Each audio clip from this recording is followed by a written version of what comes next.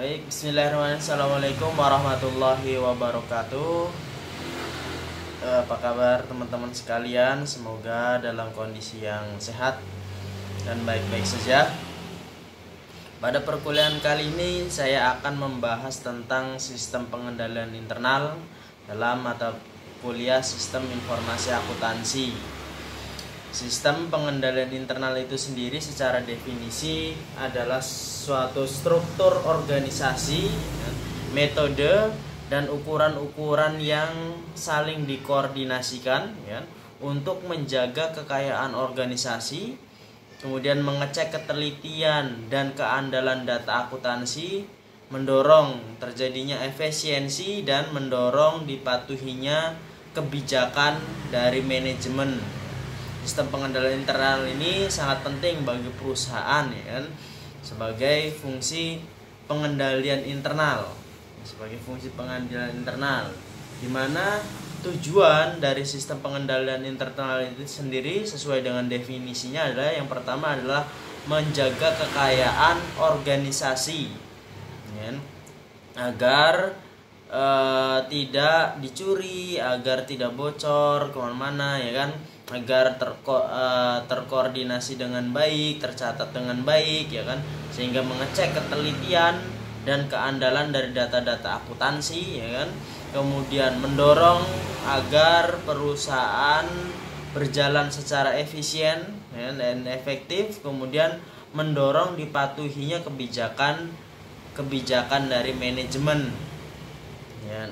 Jadi menurut tujuannya pengendalian internal itu nanti dibagi menjadi dua macam pengendalian. Yang pertama pengendalian internal akuntansi yang bersifat akuntansi, kemudian ada pengendalian internal administratif Tuh. Nah, pengendalian internal akuntansi itu sendiri tadi sesuai dengan tujuannya terdiri dari tujuan pokoknya adalah tadi menjaga kekayaan organisasi dan mengecek ketelitian dan juga keandalan data akuntansi. Kemudian secara administratifnya berarti terkait dengan mendorong terjadinya efisiensi dan efektivitas operasional perusahaan dan mendorong dipatuhinya kebijakan-kebijakan manajemen agar strategi perusahaan itu bisa berjalan dengan baik. Unsurnya tadi, unsur-unsur dari sistem pengendalian internal yang pertama adalah struktur organisasi tentunya yang pertama harus diperhatikan yaitu terkait dengan struktur organisasi yang memisahkan tanggung jawab dan wewenang secara tegas. Jadi perusahaan harus memiliki atau organisasi harus memiliki struktur organisasi yang jelas yang memisahkan tanggung jawab dan juga wewenang secara tegas. Seseorang menjabat apa, dia berwenang atas pekerjaan apa, sesuatu pekerjaan apa. Nah itu. Kemudian elemen yang kedua dari sistem pengendalian internal yaitu adalah sistem otorisasi dan prosedur pencatatan. Jadi otorisasi suatu aktivitas yang tidak bisa dilaksanakan atau suatu transaksi tidak bisa dilaksanakan bila belum melalui sistem otorisasi yang berlaku di perusahaan. Dan ada prosedur-prosedur pencatatan yang harus dilakukan untuk menjaga data-data memastikan data-data akuntansi itu memastikan bahwa kekayaan perusahaan itu terjaga. Kemudian tentunya harus ada praktek yang sehat dan karyawan yang mutunya sesuai dengan tanggung jawabnya. Jadi memisahkan tadi strukturnya Nanti setiap struktur itu tentu dibutuhkan orang yang tepat, tepat dalam artian bidangnya apa dalam struktur tersebut yang harus diisi kemudian disesuaikan dengan kemampuan dari karyawan yang mengisi tanggung jawab tersebut kemampuannya. keterampilannya. Nah, lingkungan pengendalian mencerminkan sikap dan tindakan para pemilik, ya, manajer perusahaan mengenai pentingnya pengendalian internal perusahaan. Jadi yang namanya sistem pengendalian internal itu akan mencerminkan perilaku atau kultur yang ada dalam suatu perusahaan, ya. Unsur-unsur dari lingkup pengendalian itu sendiri ada filosofi dan gaya operasi, ya. Ini memiliki filosofi apa dan gaya operasi yang seperti apa. Jadi dari pengendalian internal, dari struktur organisasi itu nanti akan terlihat, ya, filosofi yang diterapkan dalam perusahaan tersebut. Kemudian berfungsinya dewan komisaris dan komite pemeriksaan. Ini sebagai pengendalian juga, ya, mana komisaris itu sebagai yang mengawasi kinerja daripada direksi perusahaan, manajemen perusahaan, ya. Kemudian metode pengendalian manajemen dan kesadaran akan pengendalian. Nah, penanggung jawab pengendalian internal akuntansi, ya, itu adalah manajemen puncak, ya. Jadi yang namanya pengendalian internal, ya, baik pengendalian internal akuntansi maupun pengendalian internal administratif itu pada dasarnya adalah wewenang, ya, dari manajemen puncak, ya. Sehingga manajemen puncak harus mengerti, ya, bagaimana sistem pengendalian internal yang ada dalam perusahaannya. Dia bertanggung jawab atas atas beroperasinya sistem pengendalian internal tersebut. Ya, konsep yang salah mengenai sistem pengendalian internal, ya, diantaranya yang sering kali dilakukan oleh manajemen puncak adalah sistem pengendalian internal itu dikira merupakan tanggung jawab dari direktur keuangan saja, ya, karena terkait dengan pengendalian akuntansi, maka ada perspektif bahwa tanggung jawab itu adalah tanggung jawab direktur keuangan, ya. Pada dasarnya, ya, hal ini sebenarnya salah, ya. Kemudian adanya persepsi bahwa sistem pengendalian internal dapat menggantikan kekurangan keahliannya dalam mengelola perusahaan. Ini tidak tepat, ya. Justru satu dengan yang lainnya adalah saling menguatkan. Kemudian sistem pengendalian internal seringkali disamakan dengan unit organisasi yang disebut dengan satuan pengawasan internal dalam perusahaan. Kemudian adanya pendapat bahwa perancangan dan penerapan sistem pengendalian internal merupakan tanggung jawab satuan pengawas internal. Padahal tanggung jawab itu adalah berada pada tanggung jawab manajemen puncaknya atau CEO-nya, ya, direktur utama dari perusahaan tersebut. Dia harus menguasai sistem pengendalian internal di perusahaannya, ya. Nah, secara garis besar pendekatan untuk merancang pengendalian internal akuntansi itu bertitik tolak dari dua tujuan, ya. Terkait tadi, ya, tujuan tadi. Yang pertama adalah terkait dengan menjaga kekayaan perusahaan, ya, agar kekayaan perusahaan itu digunakan dengan benar, ya, dengan tepat, ya. Kemudian tidak terjadi pencurian, tidak terjadi penyelewengan dan lain sebagainya, ya, sehingga harta kekayaan perusahaan itu terjaga.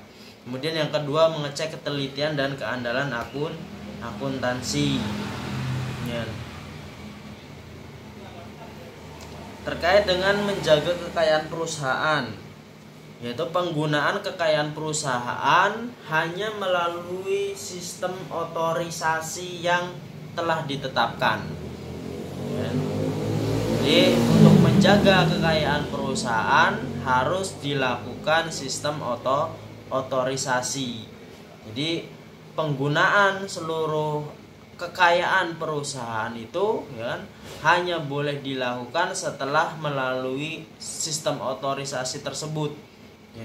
Jadi sehingga fungsinya yaitu sebagai pembatasan akses langsung ya, terhadap kekayaan perusahaan. Ya. Kalau tidak ada sistem otorisasi ya kan nanti akan menyebabkan memungkinkan terjadinya penyelewengan dan pemborosan atau dan lain sebagainya. Nah, suatu hal yang tentunya tidak diinginkan oleh perusahaan. Dan kemudian yang kedua adalah terkait dengan pembatasan akses tidak langsung, ya, pembatasan akses tidak langsung terhadap perusahaan. Pertanggungjawaban kekayaan perusahaan yang dicatat itu dibandingkan dengan kekayaan yang sesungguhnya ada. Ya. Jadi antara yang dicatat ya, dengan yang ada, ya, sebaik yang ada, ya, jadi fisiknya, baik itu kasnya, ya kan, aset-aset yang dimiliki perusahaan itu dibandingkan antara catatan dengan fisiknya. Ya, sesuai atau tidak. Perbandingan secara periodik antara catatan akuntansi dengan kekayaan yang sesungguhnya ada ini untuk memastikan bahwa tadi ya kekayaan perusahaan itu terjaga, itu aman ya. Kemudian rekonsiliasi antara catatan akuntansi yang diselenggarakan. Jadi sering mengadakan rekonsiliasi terutama antara kas yang ada misalkan terkait dengan kas ya. Nah, antara kas yang terutama dengan rekening tabungan ya, rekening tabungan sejenisnya ya, giro itu kan yang namanya perusahaan ya melakukan transaksi tidak hanya secara tunai ya, tapi juga melalui produk-produk perbankan. Misalkan melalui transfer, melalui cek, melalui bilet giro dan lain sebagainya ya. Dan ini seringkali antara catatan perusahaan dengan catatan perbankan bisa jadi terjadi perbedaan ya, karena berbagai hal sehingga harus direkonsiliasi ya, setiap periodiknya ya. Sehingga kekayaan perusahaan bisa terjaga. Kemudian terkait dengan mengecek ketelitian dan keandalan data akuntansi, pelaksanaan transaksi melalui sistem otorisasi yang telah ditetapkan. Jadi, misalkan pemberian otorisasi oleh pejabat yang berwenang. Jadi kalau misalkan pengen menggunakan kekayaan perusahaan itu harus melalui proses otorisasinya. Dan kemudian pelaksanaan transaksi sesuai dengan otorisasi yang diberikan oleh pejabat yang berwenang. Jadi kalau sudah diotorisasi, ya, pelaksanaannya itu harus sesuai dengan yang disetujui, yang telah disetujui. Ya. Misalkan bagian pembelian mau membeli barang ya kan, mulai dari bagian gudang dulu mengajukan kepada bagian pembelian kemudian minta otorisasi ya kepada manajemen yang berwenang ya. Nah, apa yang diajukan itu yang harus apa yang diotorisasi maka itu yang harus dilaksanakan ya. Kemudian pencatatan transaksi yang terjadi dalam catatan akuntansi. Jadi semua catatan, ya, semua transaksi itu harus dicatat. Semua transaksi yang bernilai ekonomi, ya, terutama yang bernilai ekonomi ya, itu harus dicatat. Ada catatannya. Transaksi yang dicatat adalah benar-benar yang terjadi, bukan transaksi fiktif. Ya. Kemudian transaksi dicatat dalam jumlah yang benar, tidak terjadi salah saji, ya, atau misalkan salah saji atau misalkan sesuatu hal yang disengaja, ya, itu dipastikan bahwa transaksi yang dicatat itu dalam jumlah yang benar. Kemudian transaksi dicatat dalam periode akuntansi yang seharusnya. Mengikuti aturan ya, dalam penyusunan laporan keuangan. Kemudian transaksi dicatat dengan penggolongan yang seharusnya. Jadi dicatat misalkan kas ya dicatat sebagai kas ya. Misalkan persediaan ya dicatat sebagai persediaan dan lain sebagainya. Jadi sesuai dengan akun-akunnya, sesuai dengan rekening-rekeningnya ya kan? Kemudian transaksi dicatat dan diringkas dengan teliti, disusun dalam laporan keuangan secara teliti. Nah, ini ya.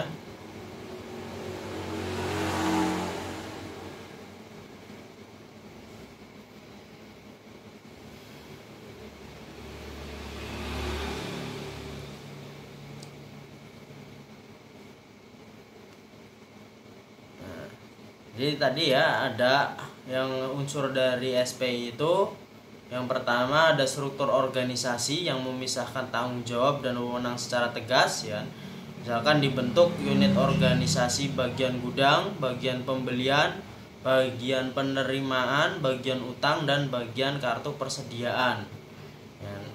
Jadi nanti masing-masing memiliki wewenang ya, yang jelas. Wewenang yang jelas, pembagian tugas yang jelas ya. Tujuannya untuk menjaga kekayaan perusahaan ya. Kalau misalkan yang melakukan transaksi yang dia megang uang, dia melakukan transaksi, dia yang menerima barang menjadi satu, maka itu adalah sesuatu hal yang keliru ya. Bisa menyebabkan tidak terjaganya kekayaan perusahaan. Kemudian bagian pembelian terpisah dengan bagian penerimaan. Jadi yang membeli barang dan menerima barang yang dibeli itu harus terpisah ya. Pembagian tugas ya. Ini ya tujuannya untuk menjaga kekayaan perusahaan. Kemudian bagian pembelian dan bagian penerimaan terpisah dari bagian utang dan bagian kartu persediaan. Kemudian sistem otorisasi dan prosedur pencatatan. Otorisasi surat permintaan pembelian oleh kepala bagian gudang. Jadi permintaan itu diajukan oleh bagian gudang ya. Permintaan pembelian barang karena gudang yang mengetahui stok ya, stok persediaan ya, sehingga bagian gudang yang harus mengajukan. Kemudian otorisasi surat order pembelian oleh kepala bagian pembelian ya, yang menyetujui oke permintaannya apa saja barang yang ingin dibeli ya kan diotorisasi oleh bagian kepala bagian pembelian. Nah, kemudian otorisasi laporan penerimaan barang oleh kepala bagian penerimaan barang. Jadi bukan yang menerima itu bukan kepala bagian pembelian, harus dipisahkan ya. Harus dipisahkan. Nanti ke bagian penerimaan nanti mengecek ya apa yang diminta oleh bagian gudang ya, apa yang sudah diotorisasi oleh kepala bagian bagian pembelian ya. Nah, kemudian dicek, di cross check ya, sesuai tidak ya, sesuai dengan tidak dengan yang diminta. Kemudian otorisasi bukti kas keluar oleh kepala bagian utang. Kemudian juga praktik yang sehat ya, surat permintaan pembelian, surat order pembelian, kemudian laporan penerimaan barang dan bukti kas keluar itu harus bernomor urut dan tercetak, dan pemakaiannya itu dipertanggungjawabkan ya, dipertanggungjawabkan. Kemudian rekonsiliasi periodik antara catatan persediaan fisik dengan persediaan yang ada di gudang. Jadi melakukan stock of num. Kemudian karyawan yang mutunya sesuai dengan tanggung jawabnya. Sesuai dengan tanggung jawabnya dia diberi tugas apa. Nah, tentunya dia harus memiliki pengetahuan terkait dengan apa yang menjadi wewenangnya tersebut.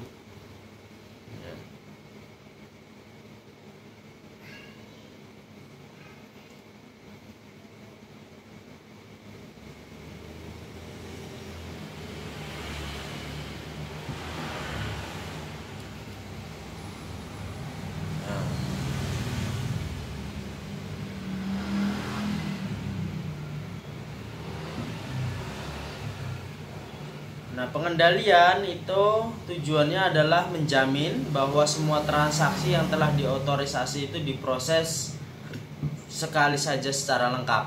Ya.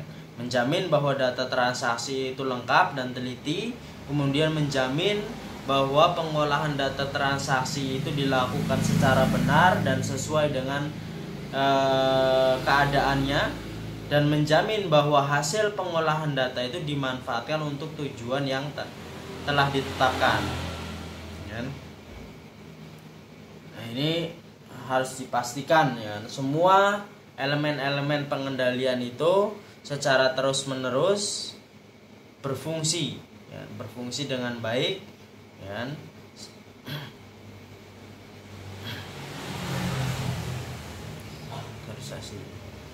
Ya, saya rasa itu ya pentingnya sistem pengendalian internal dalam perusahaan. Nah, SPI ini biasanya juga digunakan oleh auditor ya kan, sebelum auditor melakukan pengecekan tindak lanjut yang lebih dalam ya kan, melakukan proses audit. Biasanya yang pertama kali dilakukan adalah memastikan bahwa perusahaan memiliki sistem pengendalian internal yang memadai. Ya, biasanya kalau misalkan dari awal SPI-nya sudah bermasalah, ya, maka biasanya auditor itu sudah menolak, ya, karena kalau misalkan SPI-nya bermasalah, pasti nanti hasil atau informasi akuntansi yang dihasilkan atau laporan keuangan yang dihasilkan juga kebanyakan bermasalah ya. Jadi itu yang bisa saya sampaikan dalam mata kuliah kali ini. Terima kasih. Assalamualaikum warahmatullahi wabarakatuh.